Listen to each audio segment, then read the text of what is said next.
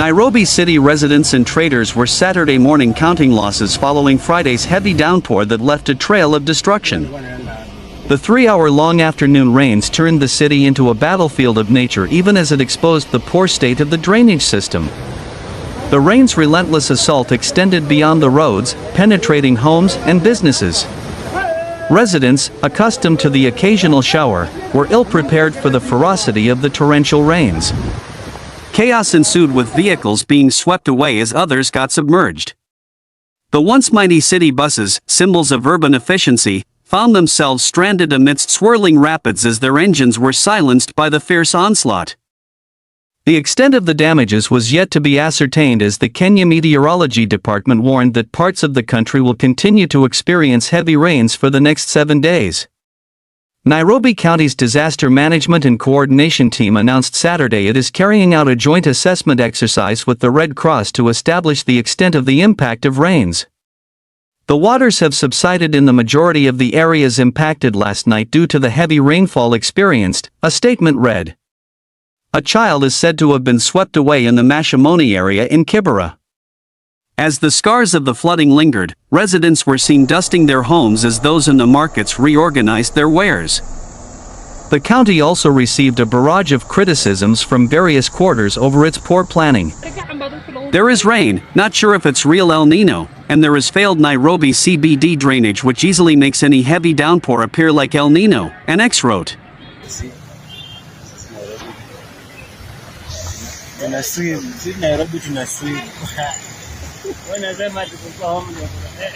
Nairobi Governor Johnson Sakaja has come under the spotlight after rains experienced on Friday flooded various estates across the city. Following the rains that were majorly witnessed on Friday afternoon, open spaces in residential areas and estates like parklands were filled with water, making it hard for Kenyans to access their homes.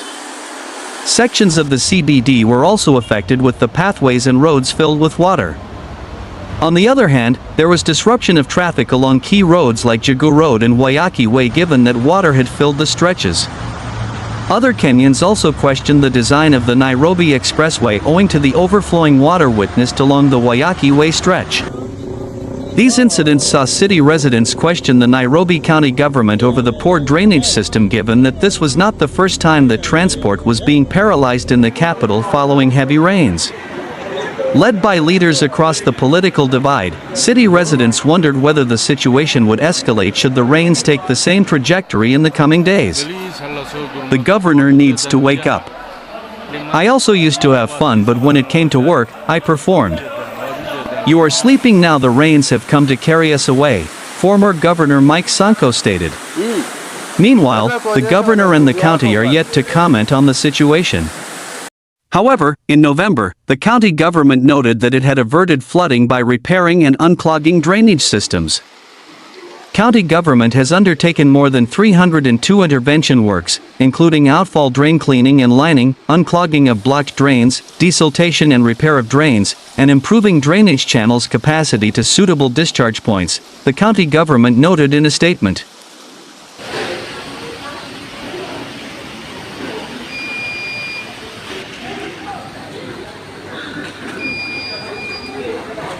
As part of the plan, the county had deployed more than 2,500 personnel, mainly youth and women, known as the Green Army, providing environmental management services across the county, including storm drain clearing, garbage collection, and related community services, Sakaja added.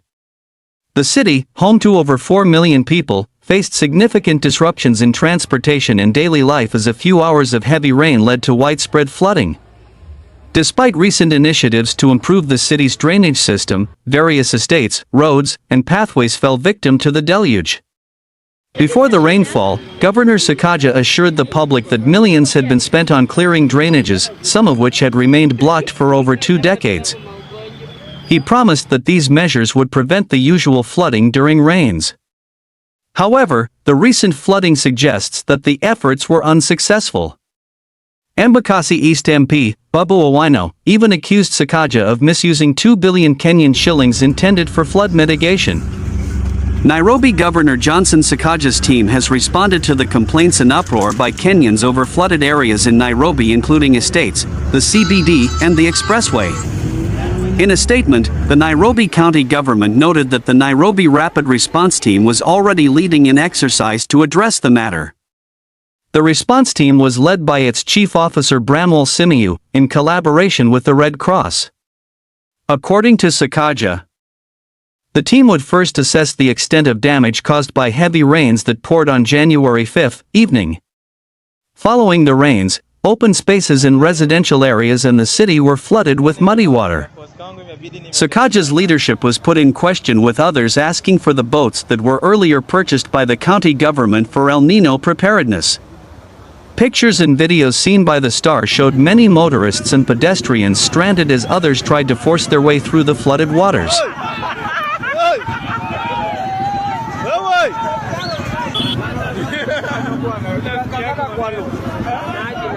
Some Kenyans had a chance to earn a living by carrying the pedestrians shoulder-high through the flooded waters.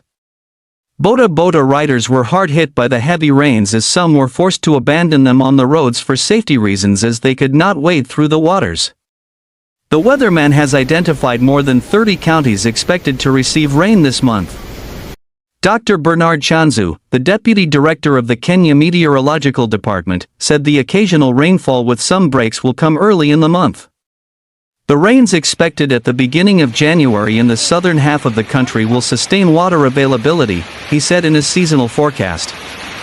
These include a few areas in western Kenya, especially those around the Lake Victoria Basin, Siaya, Bija, Kisumu, Homa Bay, Migori, Kisii, Nyamira, Vihiga, Kakamega, and Nandi, Southern Rift Valley, Bomet, Kericho, Narok, and the southeastern lowlands, Kajiado, Kitui, Makueni, Machakos, and Taita Taveta.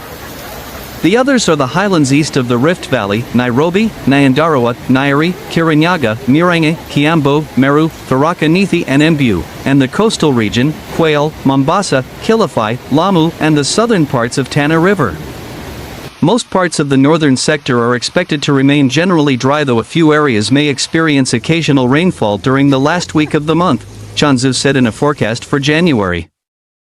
A few areas over southern Garissa are likely to start receiving occasional rainfall from the third week of the month. The rains and the expected elevated temperatures are a result of the El Niño conditions expected until April.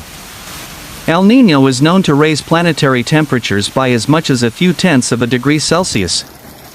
That is because it is associated with warmer than average surface temperatures across the central and eastern Pacific Ocean, and those waters release heat and steam into the atmosphere. Unbelievable rain in Nairobi. Imeenda. What about Imeenda?